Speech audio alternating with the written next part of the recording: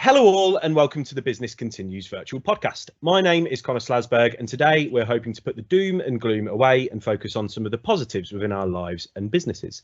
The guests for this week's roundtable are Greg, Mark, Emma and Kirsty. Guys, thank you very much for joining us. This week's topic is all focused around HR, but before we start on that, it would be nice to get to know who you guys are by telling us your name, what you do, and in a bit of a networking cliche, let's get to know you a bit better. And this week by telling us something that you'd put into room 101 and why. So we'll go into the order on my screen. We'll start with Mark, if you could launch us off, please. Hi, so I'm Mark Exley from Gravitas HR Solutions. It's an independent consultancy that I run with my wife, Dawn. Looking at Room 101 is quite interesting at the moment because I think the mainstream media ought to be put into Room 101 for exaggerating every negative piece of news they can and scaring half the population to death. It has obviously created some challenges for us because it's frightened people to the point where they're scared of going outside, which is clearly difficult when they're trying to get back to work. Yeah, I mean, the challenges that we're facing at this point in time are largely around the fact that we're working remotely and trying to get to people, and also we're trying to help clients remotely to get their remote staff back to work. So it is the key is the technology and how we actually interface and communicate with people. No, great. Do you know what? For the first time this week, I've deleted all of the news apps off of my phone. I just couldn't take it anymore. There was just such a stream of negative news, wasn't there, that I've had to take a little break. So no, thank you for the intro, Mark. We'll move on to Emma, if you would like to introduce yourself, please. Yeah, hi. So I'm Emma Browning and I'm the founder and managing director of Meraki HR. We're based in Oxfordshire and we help businesses create and implement a people strategy that's going to help them deliver great business results. I've not got a topical media one. I wish I thought of that because I've switched off all of my news. I'm not even watching the news anymore, other than the lovely updates from HMRC that we get, of course, about the job retention scheme.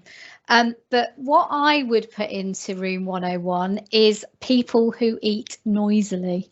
Right, Shell. It is my absolute pet hate. So if I am sitting, in a business meeting and people are eating their lunch, if they eat with their mouth open or they make a lot of noise, I literally have to walk out the room because it's one of those things that I find rather stressful.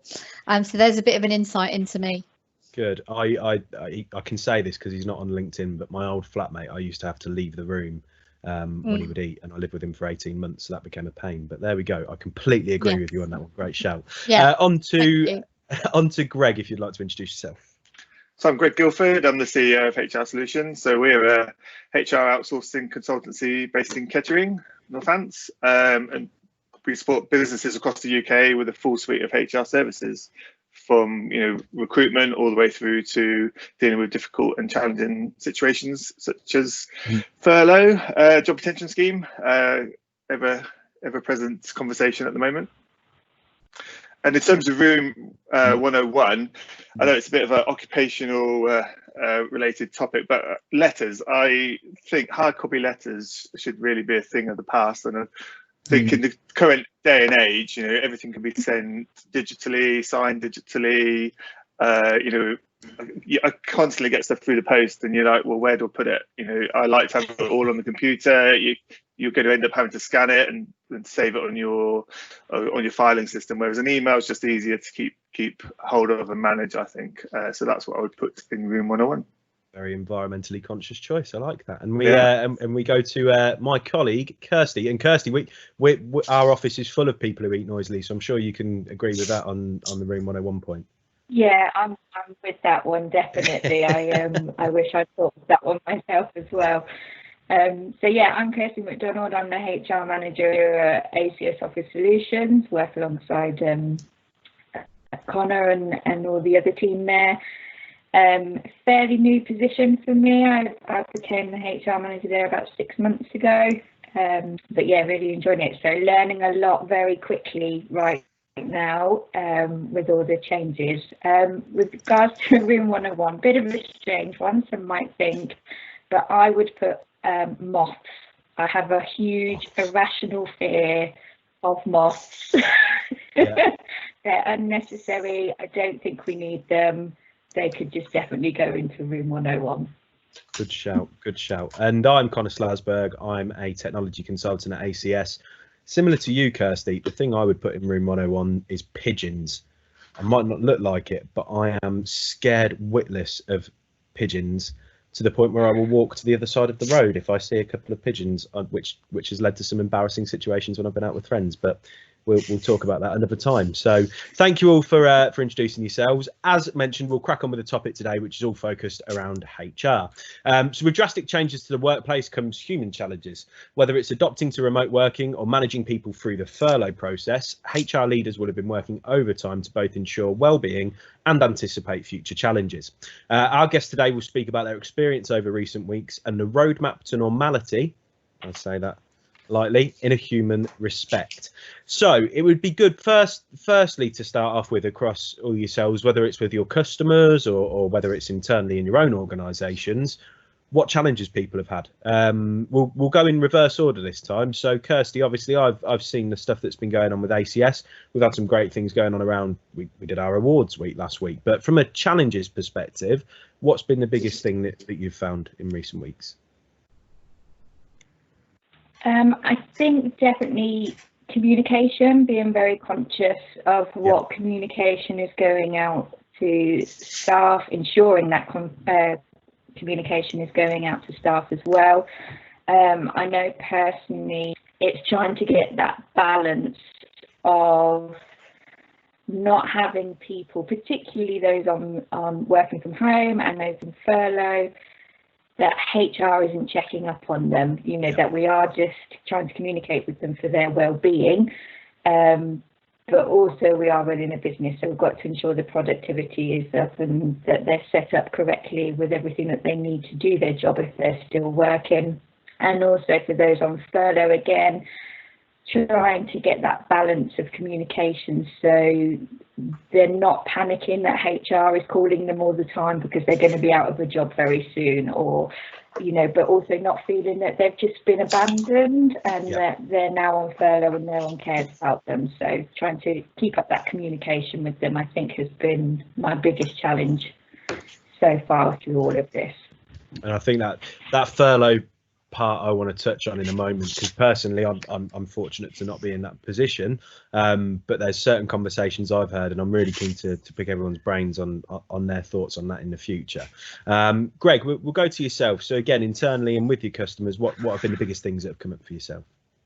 So there's been a number of challenges. So like many businesses, we sort of moved very quickly to remote working and everyone working at home. We're fortunate, you know, we'd kind of gone through a process of testing our disaster recovery process not that long before, so everyone had laptops, so it's pretty easy to get people working from home. Our challenge though in that situation is the constant change in the guidance that came out. Normally we'd have a team meeting, thrash it all out together and agree our approach. You know, things were coming out Friday nights, and I'm sure Mark and Emma can agree, we're coming out Friday night and we had to be ready for Monday morning, ready for clients to respond to them. So we were quite fortunate to use Teams and use that technology to have kind of early morning catch-ups, discuss what the regulation changes may and also our view in terms of what we're going to give to our clients. We've been quite fortunate that we've had our team go the extra mile throughout this period of time. Some of our challenges around that are nobody wanted to take holiday because there was nowhere to go, but we're quite conscious that people could be burning out, so we gave everybody an extra 3 days lockdown leave throughout lockdown. So you know, they could only take it in that period of time, so it was forcing them to take that extra time to just sort of recharge their batteries. Obviously we had to manage that to make sure we didn't have everyone out on the same day, but it enabled my team to kind of recharge their batteries and come back and support clients fully recharged. It's an interesting one, that the leave one. I mean, similar as exactly what you just said, I've cancelled a load of holiday and stuff and just thought, when am I going to use it? But then, you know, when the weather's like this, I'm fortunate to live on my own in that respect, so I've not got family that I need to manage around that side of things. but when the weather's like this, sometimes you just want to get yourself out there and switch off for, you know, half a day or something. Yeah. So I think that lockdown leave is a really good thing to do. Did you have a positive response, I'm guessing, from the team when you announced that? Yeah, they all thought it was really generous. That made me think, was I too generous? But so they weren't going anywhere, and I know that they were, quite often they were starting at 8 and finishing at 7, and probably logging on a bit later to just get through the first, certainly the first couple of days, and I'm sure Mark and Emma were the same. Pretty much every client we ever had contacted us in a very short period of time, and we quickly upskilled and adapted to that. So it's gone down really well. People are taking it. So that's hopefully they are coming back recharged. The other things with technology, we obviously had sort of the updates, but we've used that time to have early morning sort of just conversations with each other rather than work related topics, just so that normally when you come into work you might have a cup of tea, coffee, talk to your lost you for the day. Whereas if you work, you hear me now? Yeah, hear you now, all good. If you're working from home, then you don't really have that interaction. So we kind of had slots in the day where we've just got Teams meetings. If you want to log in and join and have a conversation, you can join. If not, you can do what you want, have your lunch in the garden, whatever you wanted to do. But we wanted to make sure that there was still that interaction with colleagues. So there's a kind of morning session and a sort of lunchtime session as well. We've also tried to do sort of some engagement with them, to like a short survey to understand a bit more about them and any views they wanted to share with us.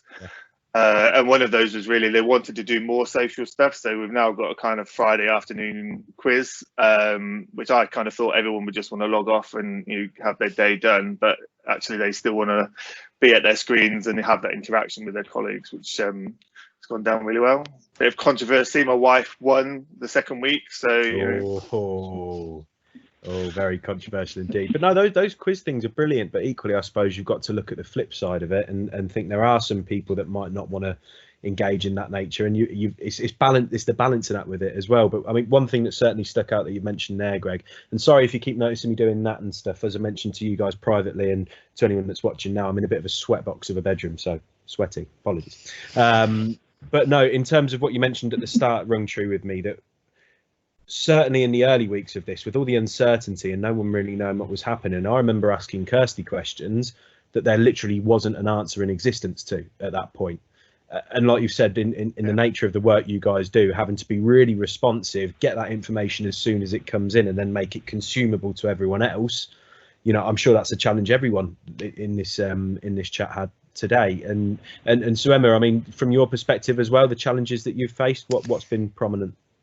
I would say, one of the hardest things, and I think I agree with everything Greg said. We were getting updates on a Thursday or a Friday afternoon seemed to be the thing, always at about 5 o'clock, 5:30, and then trying to actually get to grips with that information and make it consumable. Yeah. I think for me, the hardest thing in the first sort of month or so of all of this was speaking to clients that you've known for 4 or 5 years, who've really worked hard to build up their business, literally in tears on the phone, because they felt that their businesses were going down the pan.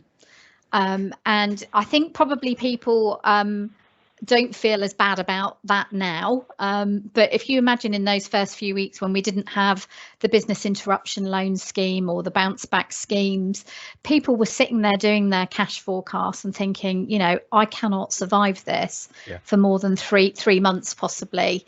And as the picture got bleaker and bleaker for that period of time, I don't want to be the doom and gloom voice here, people were really, really struggling as business owners or MDs. So I think the hardest thing for me was that first 4 or 5 weeks, and listening to those stories and trying to support them. Not just, from an HR perspective and give them the right information, but also emotionally. So personally, I found that really tough, because, you do, I'm sure we all care about our clients, and you all worry, about what their future is for them and their people, really. So I think that was probably the hardest thing. Now I think things are looking more optimistic. Hopefully we are through the peak of this. I really hope we don't get this second wave that they're predicting.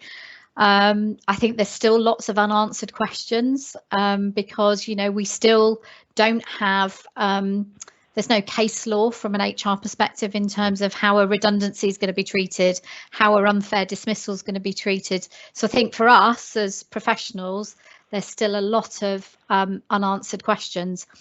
I think for me, it's about using common sense, logic, best practice, and trying to always make decisions that are, you know, for the best interests of the business and people. So that balancing act is really tough at the moment, really tough. I can imagine.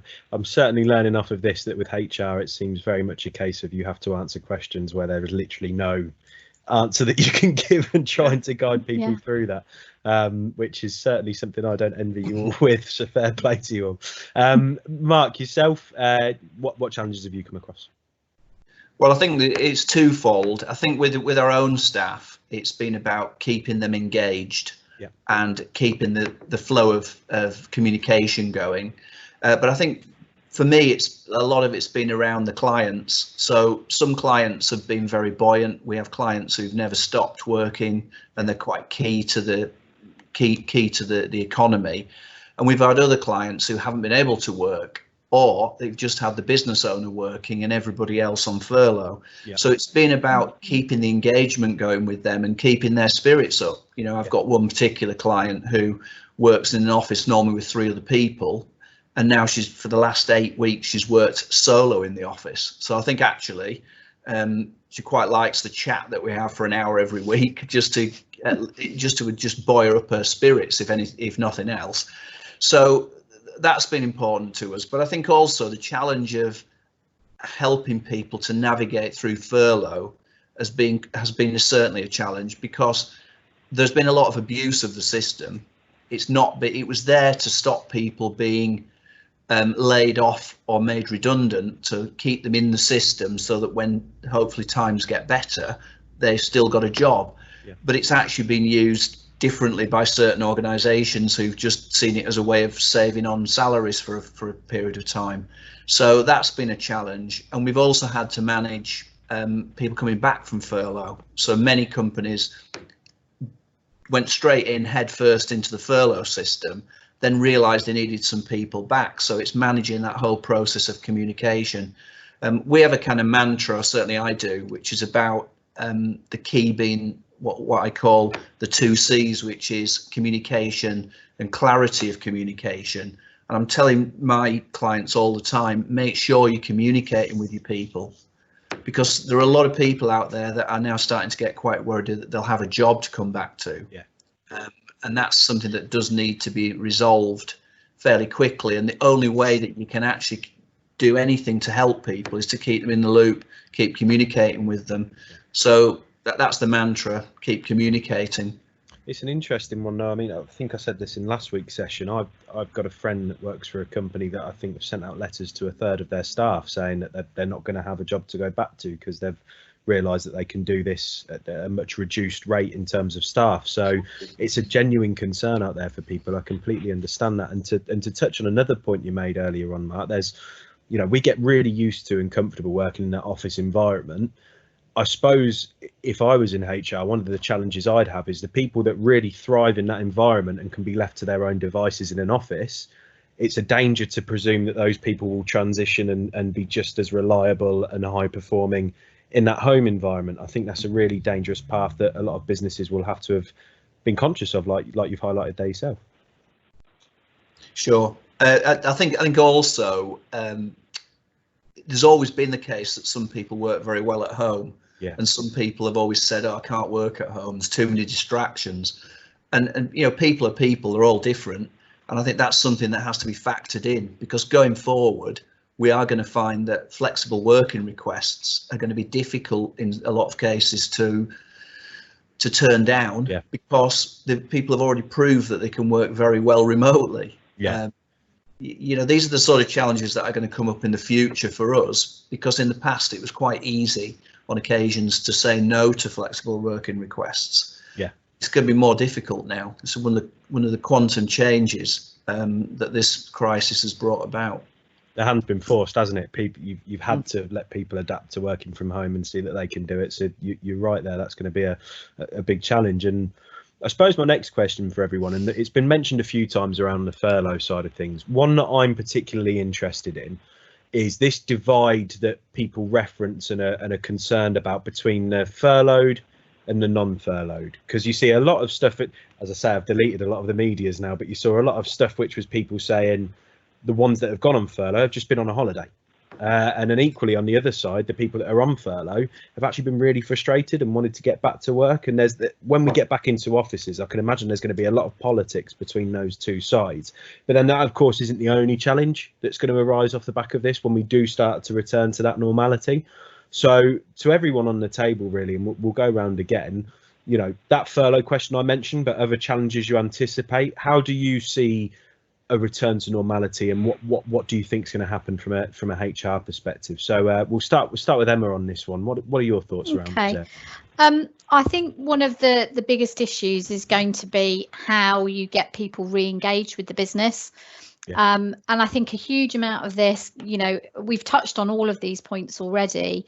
Some people have managed how they've put people on furlough really, really well, and the communication has been clear, and, you know, they've kept communicating with people over the last 10 weeks. So in terms of, you know, some businesses, they have done it exceptionally well. Yeah. And those businesses that have done it well, what I'm hearing is, you know, all of those good things we're talking about are happening. They're having weekly or twice a day kind of catch ups with people. You know, they are having the sort of fun quiz things. So all of that is going to be great. But what I see happening is where the businesses haven't done that very well, and that may be through no fault of their own. They might be the only person working in that business, like Mark's client there, and therefore, you know, they're kind of hands-on, operational, and they forget about that communication. And I think what's going to happen in those businesses is you'll have people totally disengaged with the business, who perhaps have decided, you know what, I've fallen out of love with my job. Yeah. I've fallen out of love with my boss. I certainly don't want to do this anymore. And either when they come back into work, they're disengaged and unproductive, or there are those employee relations issues. So I'm really trying to encourage managers to think ahead now, like we all are, and saying to them, please don't get to that stage.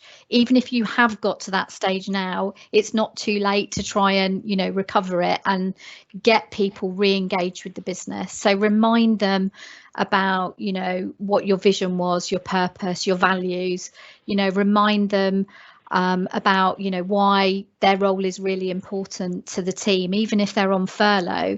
And I think people on furlough versus people not on furlough, everybody's playing a part in that team, aren't they? So if you have that kind of one team mentality, you know, even the people on furlough are playing a part in keeping that business going. And it isn't easy sitting at home and actually doing nothing, and they might want to be back at work. So I think trying to create that one team spirit and mentality will really help prevent some of these problems coming back. I've talked about it in the last couple of weeks, and I've said one of the things that I find, I'm lucky to work in a company where I am engaged with my team every day and stuff, but when you're sat behind two screens in your living room, or at home where you've not got all your company around you and all of the reinforcements of why you chose to work for that company in the first place, I can imagine it's really easy to become disillusioned and disenchanted. And then also, a step further to that is a lot of people aren't doing the job that they signed up to do at the moment. You know, from my perspective, I'm in an external sales role, which I got into because I love going out and meeting people. And I'm not doing that anymore. So there's a lot of challenges out there, not just from an environmental perspective, but in terms of daily changes to how people work, which I think you've touched on there will be a massive issue. And that one team mentality is really important. We'll go, Mark, yourself. So how do you envisage the roadmap to normality? I think it's about making people comfortable with coming back to work, partly. I mean, everything that Emma said, absolutely. But I think the issue for me is going to be those people who are on furlough at the moment. They've got into a bit of a malaise, many of them, You know, they're going out every day, they're spending time in the garden, the weather's been fantastic. I think, I'm not on Facebook personally, but I keep being shown Facebook posts of people looking tanned and, you know, lean and fit because they're outside all the time. Yeah, exactly. But in reality, when you're suddenly faced with going back to what, you know, normality, whatever that is, it's a challenge, and they are also nervous about going back into the workplace. So it's the communication, and it's about making sure everyone's included and that they know that they have got a place left there. I suppose the other point is that where the people who have been working throughout, obviously they've been earning a little bit more money in most cases, but they do feel a little bit badly done to when they see the colleagues enjoying themselves. So I think there just needs to be that sort of teaminess reapplied. People need to be integrated back in almost like in an induction kind of approach, just to make sure everyone's back onto the same page and try to get people working together as one team. Yeah, it's a challenge when you sat in it, like you say, when you sat in the office, you're doing your work, and then you log onto a social media and see even just looking outside and seeing the weather. It's a real tough one. I did gardening leave last year for 4 weeks, and it was only the 4 weeks. And I just remember the first day back at work, it was so hard to get into that routine and that structure to a day. So I don't envy people after, you know, 2, 3. Is it pushing on 4 months by the time we return back to work? Having to then snap back into 5 months in the end. It could be 5 months for some people. That's a long time to go without the structure and whatnot to your day, isn't it? So I suppose that's going to be a real challenge, certainly in the initial stage of getting back. Kirsty, as you've said, you know, it's been a bit of a baptism of fire in respects to yourself for the HR side of things. Are there any specific challenges that you're comfortable with sharing that you anticipate, or across the board that you could see becoming an issue? Yeah, again, I think just to echo what's already been said, I think it's keeping, you know, people engaged but involved in that decision-making process, involved in what they're comfortable with doing. You know, there's going to be some people, furloughed or not, that are going to be scared about coming back into the workplace just because of, you know, safety concerns and things. So we, as a business, are sort of in the midst now of trying to alleviate those fears a little bit, also reintroducing people to the idea of coming back to work. So, you know, we're looking at involving our staff on what that could look like around the building, what teams they could be in, you know, having cohorts of people working together to have them be able to return to the office on specific days, perhaps. You know, we're looking at things maybe, and Mark sort of touched on it, but having almost a return to work pack that we can issue out to everybody. So it almost becomes like an induction again, but, you know, including this is what our risk assessments are, this is how we envisage this working, this is the phases that we're going to have, just so it makes people feel included in that decision-making process, and that they feel comfortable with what we as leaders are doing for the company and for their well-being. It's an interesting one, isn't it? Because you see about the guidance on how to be a COVID secure office and whatnot. And obviously at ACS, we've got a lovely big space to use, but then we're kind of restricted by 2 short corridors that take us to the lovely big space, aren't we? And you've got to consider even really small things like that. How can we make that passage into the office secure? There's so much that goes into it. And that's one of the things I think that's really good that we're doing those response groups to make sure that people are included in those big decisions that a business has got to make. I suppose seeing as we sell office furniture and space planning, we kind of have to do it right, don't we? We can't mess that side of things up. And Greg, yourself, so on the furloughed versus non-furloughed and wider challenges, what do you anticipate in the near future? I think there's obviously both sides of the story, isn't there? So there will be the people who feel that they've had to carry on working while other people have not been furloughed. But equally, I know from our own staff, there was, you know, when we did furlough a couple of our team, and they were like, one of them particularly said, oh, well, that's my sense of purpose gone. So, you know, whilst they were furloughed, they wanted to get up and work from home still. So, I mean, we allowed them to do, or they were already studying their CIPD qualification. So we said, well, that's your purpose now. Finish your qualification during this period of time. So I think it's really about how you've engaged and kept those people active through this period of time. We've encouraged some of our clients to use some free online training to keep their staff active. It's not necessarily about addressing skills gaps, but just keeping them mentally active, supports their mental well-being, that kind of stuff. There will be this inevitable challenge. I don't think it'll be all of any company that will see we were furloughed, we're the victims, or we were at work, we're the victims, but you will get pockets, and it's about sort of picking that up early and dealing with it. And Mark and Em will know there's this thing called survivor syndrome when people get made redundant, or they're the people that stay. There may be something like that kicks around, that those people who weren't furloughed or the other way around will have this mentality that you need to try and break down some of those barriers. You just need to identify them as soon as they're happening to break it down and get people engaged with each other. Until we go back to work, it's going to be difficult to know how, the best approach to deal with those situations, but we'll just have to watch this space. Understood. I do have one more question, and anyone can jump on this one really. It's around when the furlough scheme first came out. It's around the voluntary furlough. So people putting themselves forward to a business and going, my own situation, I don't feel like I can be at my most productive at the minute, or I've got a really busy family life behind me, which makes it hard to work from home, or any number of factors. And I had a couple of friends that wanted to go to their businesses and ask about this, but there was a real concern that in doing so, they thought that they might come across as they didn't want to be in work, or they would look like they didn't care about being in work. And I tried to convince them otherwise and say it's all about the manner in which you communicate that to your team, but there was a lot of hesitancy. So from a HR perspective, is that something you've come across? How do you view it? Again, is it as I said, that it's all about the way you communicate that, or is that something that's frowned upon in businesses? That's just a personal intrigue question if anyone wants to jump on it. Mark, you look like you want to speak. I could give some answer to that.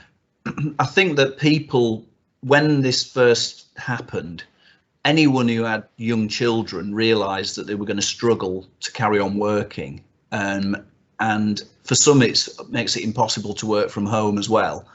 I think most companies would have a reasonable view on somebody who puts their hand up and says, my personal circumstances make it difficult.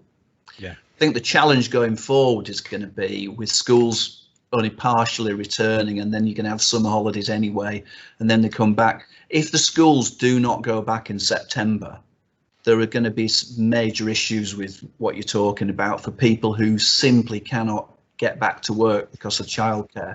So hopefully that will alleviate that. There are always going to be unscrupulous employers who will take advantage of that situation to put somebody down. We can't really do much about that. We can only encourage our clients not to be like that, and I suspect most of our clients would never do anything like that. But it is a factor that's going to come in, because those people may choose to do more work from home. The people who probably needed to be at home can possibly still work from home. Yeah. So it could be that they're the ones who request the flexible working, and that will create challenges for businesses. It's how they deal with the challenges that's going to be crucial, isn't it? Yeah. Anyone else wanted to add on to that one? Well, I think you probably see a lot on sort of HR channels that the new interview question for candidates when they're looking to join a new company will be, how did you treat your staff during COVID? And I think everything we've touched on today, there'll be good employers and bad employers. If you haven't adapted to your employees' individual circumstances, then they're probably going to walk with their feet when business gets back to normal, and you're going to lose good employees. And equally, you might get a bit of bad press and struggle to attract new talent as well. So, in terms of anyone listening, I think you need to be flexible to your employees' needs. There will be this ongoing schooling issue, as Mark has mentioned. and this flexible furlough scheme might be an option for many to kind of support them during that period of time, or look at different ways of working when they do get back to normal. Yeah, it's going to be an interesting couple of months, I think. Any other input? Oh, good. Yeah. Oh, go on, Emma. Sorry, go on. No. I was just going to say, I think for me that whole kind of concept of people putting their hand up and saying, actually, I'd like to go on furlough, or potentially even, do you know what, I've not been happy in my role for some time. Could I be considered for redundancy? Voluntary kind of redundancy has been something that's happened in the past. Voluntary furlough, I think, is a really interesting concept. But I think any business would, if the person communicating it has done it in the right way, as you said, Connor, is not gonna, I'd like to think a reasonable employer is not going to view that badly, or view that as they're not interested in the business. Maybe they're offering to do it because they can see that they need to furlough people, and actually it might help. Because this is about person from the, the way I look at it is, this is about employees and employers working together to make sure they've got a viable, sustainable business in the future. And that does mean people doing things that they don't want to do, like being on furlough, or it does mean people going back to work when their colleagues are on furlough. But again, it's that one team mentality and all trying to help support the business to have a future. I've said on a few of these episodes that I live alone, and it has its drawbacks in a time where you're locked out from socialising, don't get me wrong. But equally, one area where I feel it's been really beneficial is I hold myself to a high standard when it comes to the work I do. And I like to be able to make sure I put proper time into my job. And I can imagine it's really hard for the people that have high standards about their work, but need to do a couple of hours here with work and a couple of hours here with the family, and kind of scatter their calendar. And I'd imagine it almost becomes a case of you never stop working, because from the minute you're awake to the minute you go to bed, you're just getting those little clips of working where you can. And certainly in those instances, I from my perspective, I can completely understand why someone would want to put themselves forward on that. But I think, as everyone's alluded to in this, it really is down to whether the employer is of the mindset that they appreciate it for what it is, or see it in some other way. Kirsty, is there anything you wanted to add on this point before we draw it to a close? No, I think just the same, echo what's already been said. I think it's definitely a case of listening to your employees' individual circumstance and why they're asking, what you can do to assist.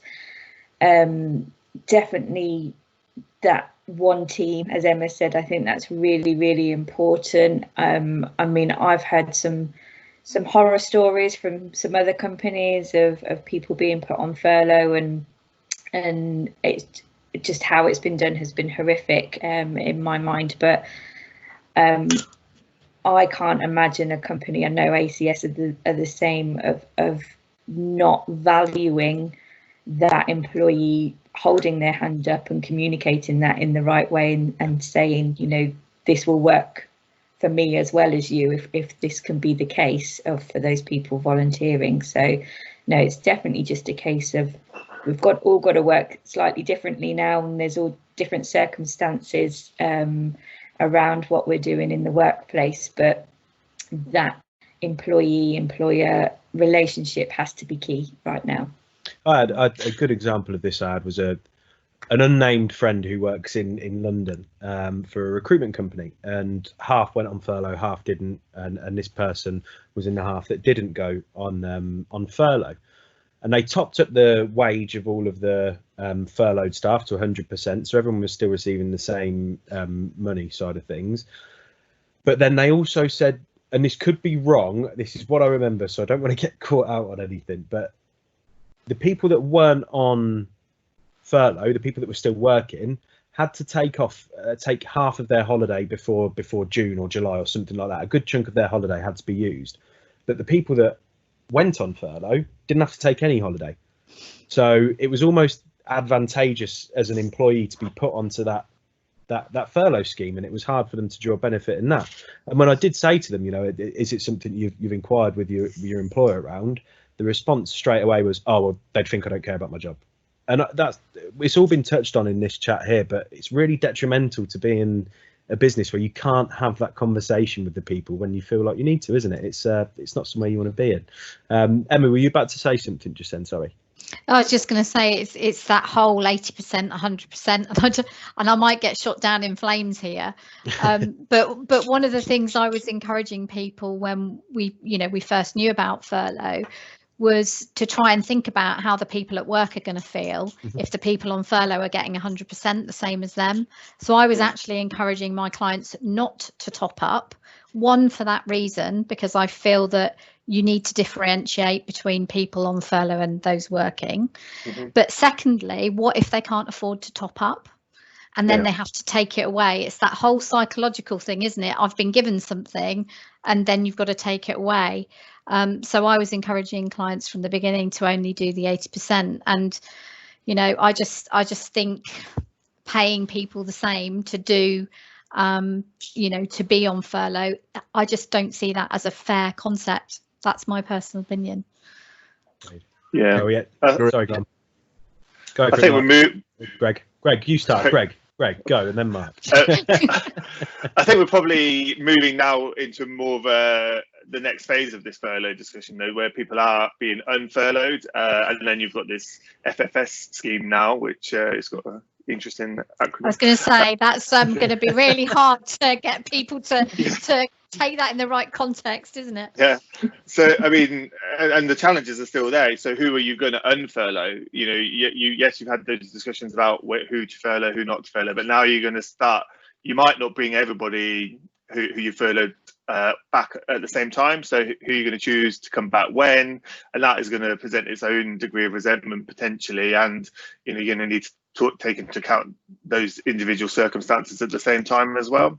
And that's kind of starting to happen now. There's a lot of our clients who are trying to unfurlough. You've got to make sure you're not going through any discrimination, assuming we're going to leave all the women at home because they're still going to look after the kids. You've got to get into the minds of some of your clients to make sure that, none of this they might be trying to do the right thing, but actually getting it all wrong, basically. So I think that's going to be the next challenge now, but the kind of same sort of nuances will still apply. And then this flexible furlough scheme is going to be an interesting concept as well, I think, in terms of who you allow to come back part-time, and do you have one back sort of on 100%, or do you bring two back on 50%? Because it might work better from keeping people apart to just have one person back rather than to bring two that could potentially be bringing COVID back into the workplace or not. Yeah. And that's where the next challenges I think are gonna happen. I hadn't really considered that, but I suppose if you get that anxiety when you get put on furlough, that is my job not as secure? Am I being put on furlough because I'm not needed? And then there's a second wave of half my team have gone back and I'm still on furlough. I suppose that amplifies that anxiety, doesn't it? Yeah. Sorry, Mark, you were going to. No. So I was completely agreeing with what Emma said about the situation with the 100% and 80%. My concern throughout the whole furlough process has been that a lot of companies will sit there and think, well, I've got to make redundancies. To some extent, by making it a part-time arrangement, it may save a few more people from a short-term knee-jerk reaction of just getting rid of people, just to find 3 months down the line that actually you should not have got rid of them. So this might give just a little bit more leeway for people to stick around within the business, albeit on shorter time, and then be able to be there when they're needed when things pick up. But yeah, the 80%, there must be nothing worse than somebody having to work very hard and seeing their mates all out in sunbathing, earning the same money as them and probably spending no money whatsoever. So it's one of the interesting facts has been that many people are better off being on 80% on furlough because they're no longer travelling to work. They're not buying lunches and all sorts of other things that they previously spent the money on, and of course they're not going to big events, etc., or the pub, so they're actually better off in net terms than they've probably ever been. So it's not really a massive hardship for many of those to be on 80%, up to the cap, that is. Obviously people who earn much more money than that, who are capped at a lower amount will take quite a hit, but most people don't seem to have complained too much about that. I think I was going to say, Mark, sorry, if you were on Facebook, you'd see that everybody's posting their latest lockdown purchase for the exact reason that you're talking about. Yeah. A lot of people, and I'm generalising, not everybody, because there's a lot of people who earn above that 2.5k who are struggling to pay their mortgage and bills, so we shouldn't laugh at that. But, you know, the lockdown purchase is a thing, so a lot of people have been much better off, as you say. It has been a time to. They haven't got 3 kids, haven't they? Yeah, yeah. Again, for myself, again, I reference the fact I'm a young chap who lives alone. It's been financially, it's been a good time to put money aside and not be spending money frivolously. Although, Mark, you touched on it there. Right now, I would give 20% of my wage away to go to the pub for a night, 100%. But you know, again, it's. I suppose the interesting thing with this side of things, and for all 4 of you, is that everyone's different in this environment, isn't it? So there's no right or wrong way to manage it, and what's going to work for one person is going to be completely different for the other. I anticipate even more fun and challenge for you all in the coming months, but it's been really interesting to hear what everyone has to say about what they've experienced and what they anticipate further down the line. So thank you very much for all of your input on that. And as we've got time, one of the things we always do on the Business Continues Virtual Roundtable is open up the table to a question from one member, either directed at another or directed to the whole table, and it could be HR related or not. Are there any questions anyone's got that they want to pose around Corona or not around Corona? Don't all speak up too soon. I'll ask a question then. How is everybody finding it personally in the lockdown? Does everybody feel like they've adjusted to it, and is everybody starting to find new skills that they may not have previously had, be it HR related or not, just in general? How's everyone getting on? We'll start with, who am I going to pick on? Start Mark this time. Mark, how are you finding lockdown? Well, people who do know me well will know that I'm a very busy person. I do a lot of work outside of work that's unpaid, and pretty much every single thing that I do other than working and just the normal family stuff has been stopped. Yep. So I have become quite frustrated on occasions, and probably difficult to live with on occasions, because there's just the frustration. Every time I look at my diary, I see events that I should have been Was it athletics that you? Yeah, athletics and motorsport as well. So both things that I would have been involved in heavily.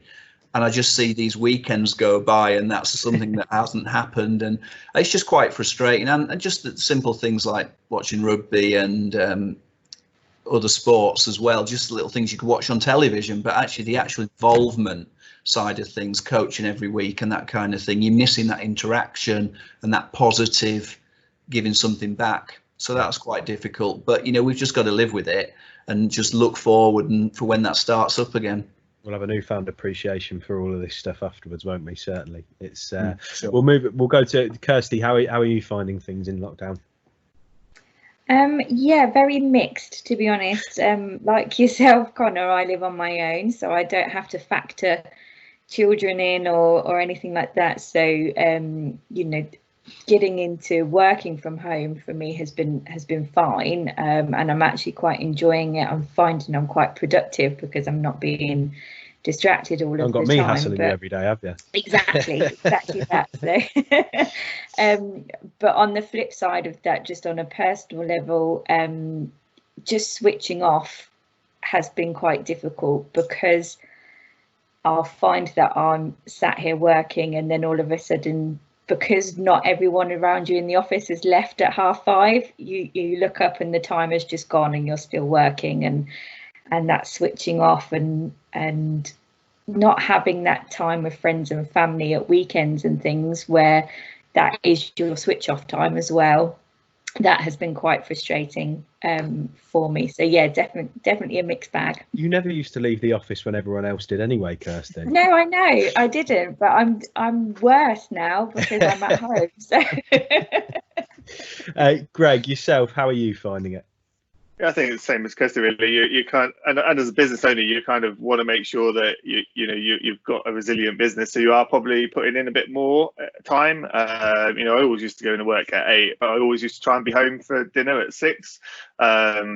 well, I am always at home at 6 for dinner, but quite often, I'll come back in the office after dinner, when the kids are in bed, to just sort of catch up on a few things and keep the machine moving as such.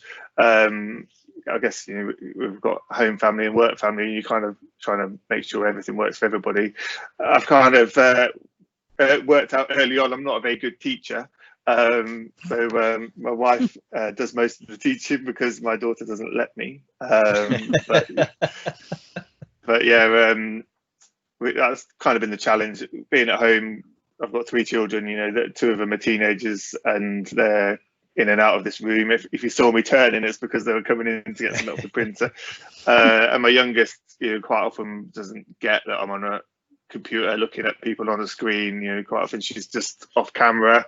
And that's been a challenge, but I think with work colleagues, that's not really been a problem because everyone's kind of in the same boat. And I think even like if you're phoning prospects or suppliers, they've all kind of understood the situation you're in.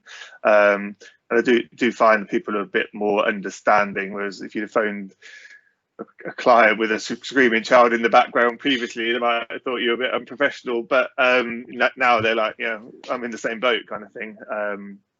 But yeah, it's kind of makes conversations more human, doesn't it? It definitely. Yeah. I've found it's humanised a lot of the conversations. Filming this last week, I had an ASOS parcel come halfway through, so I had to run to the door and deliver it. And like you say before, if someone was working from home and that happened, you'd just be sort of thinking, oh God, but it became a laughing topic. It's that people are aware that everybody's in the same boat at the moment, aren't they?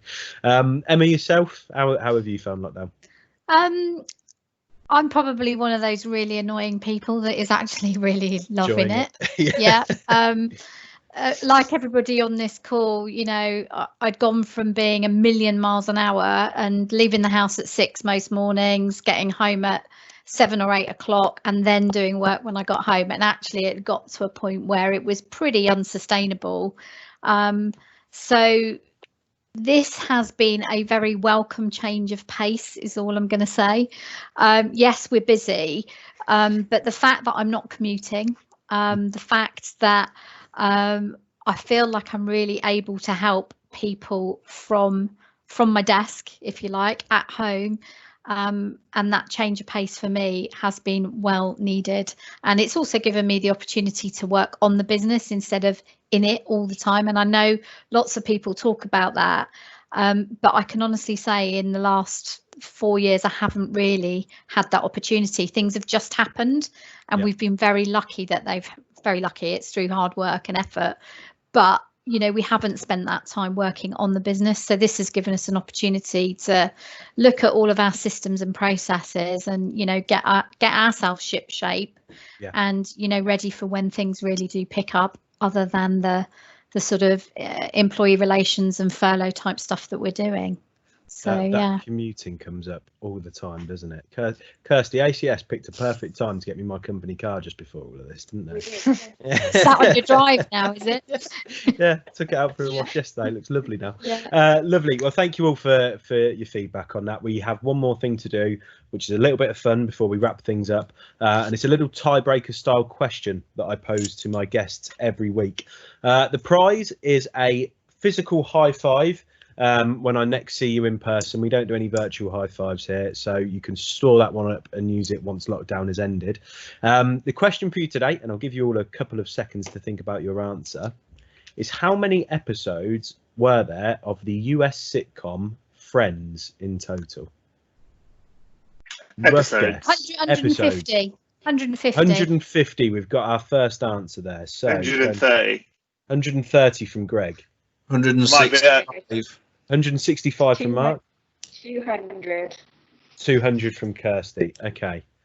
So the answer is 236. Ooh. So Kirsty, you are the winner. Well done. Well done. Thanks. I'm glad you won because it's the easiest one to give a high five to. I was going to say that's an easy high five, isn't it? So you've saved me some commuting there, Kirsty. Thank you. Thank you very much. We do always give a little. I try and give a little talk at the end to raise a cause that's something that's been prominent locally, a good cause. And what I wanted to talk about today, and this is just from my personal side of things, and I'll keep it brief. You might see on social medias today, there's a lot of social media blackout. People talking about the events that are going on in America and around the world. And I spent the weekend looking at some podcasts, reviewing some stuff and trying to educate myself a bit around what's going on.